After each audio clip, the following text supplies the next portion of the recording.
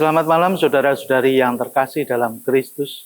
Berjumpa kembali dalam renungan malam singkat Paroki Stella Maris Jepara. Malam ini Kamis 20 Agustus 2026, saya mengangkat tema banyak yang dipanggil, tapi siapakah yang benar-benar hadir? Yang diinspirasikan dari Injil Matius bab 22 ayat 1 sampai 14. Saudara-saudari yang terkasih dalam Kristus, hari ini kita kembali merenungkan sabda Tuhan yang penuh makna dari Injil Matius bab 22 ayat 1 sampai 14.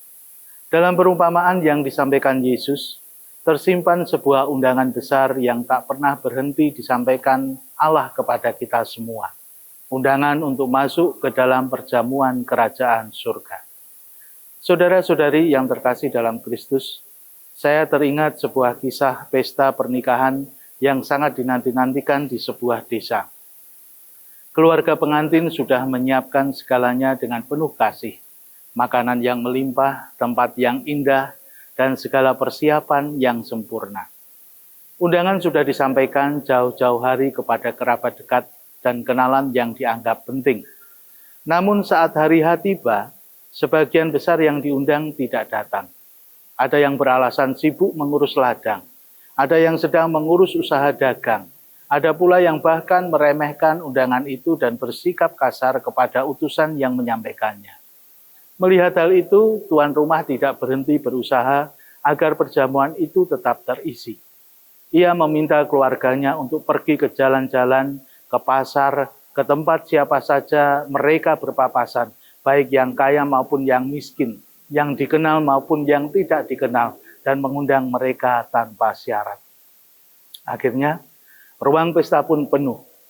Namun ketika tuan rumah berkeliling menyapa tamu, ia melihat seorang yang duduk tenang di sana, tetapi tidak memakai pakaian yang pantas untuk sebuah pesta besar. Padahal, pakaian pesta sudah disediakan secara cuma-cuma di pintu masuk. Orang itu memilih datang, tetapi tidak mau berusaha sedikit pun untuk menghormati acara dari tuan rumah. Saudara-saudari yang terkasih, perumpamaan kitab suci yang kita renungkan malam ini mengajarkan kita dua hal yang sangat mendalam. Pertama, undangan Allah itu luas dan terbuka untuk semua orang. Allah tidak memandang siapa kita, apa pekerjaan kita, atau apa latar belakang kita. Seperti raja dalam perumpamaan itu, Ia mengundang kita semua untuk menikmati kasih dan keselamatannya. Namun seringkali kita menolak atau mengabaikan undangan itu.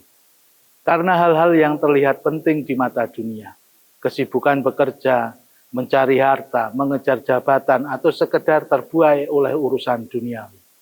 Yang membuat kita lupa pada hal yang paling utama, itu apa yang menjadi undangan dari Allah. Kita lupa bahwa segala sesuatu yang kita usahakan di dunia ini hanyalah sarana, bukan tujuan akhir hidup kita. Kedua, datang saja belum cukup. Kita harus datang dengan hati yang siap. Orang yang tidak memakai pakaian pesta, mewakili mereka yang menerima undangan Tuhan, tetapi tidak mau mengubah hidupnya. Masuk ke dalam gereja, mengikuti ibadah, atau menyebut diri orang beriman itu mudah. Tetapi yang dicari Tuhan adalah hati yang berubah, yang siap mengenakan pakaian pesta, berupa iman yang nyata, kasih yang tulus, dan perbuatan yang benar. Pakaian pesta itu tidak bisa kita buat sendiri dengan kekuatan kita, melainkan diberikan secara cuma-cuma oleh Tuhan melalui rahmat-Nya. Tetapi kita harus mau menerimanya dan memakainya dengan setia. Seperti yang disampaikan Yesus di akhir perumpamaan.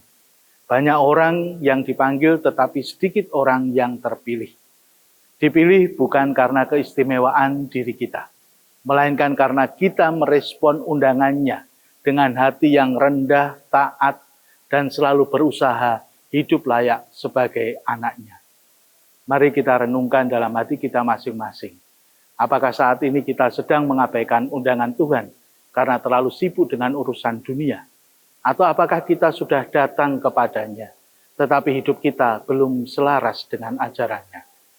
Semoga sabda Tuhan semakin memotivasi diri kita untuk menjadi pribadi-pribadi yang siap dipanggil dan melaksanakan kehendak Tuhan dalam hidup kita masing-masing.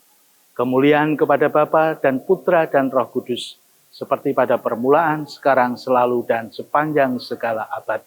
Amin. Selamat malam, semoga renungan ini menyentuh hati kita, dan semoga Tuhan senantiasa memberkati langkah hidup kita. Berkah dalam.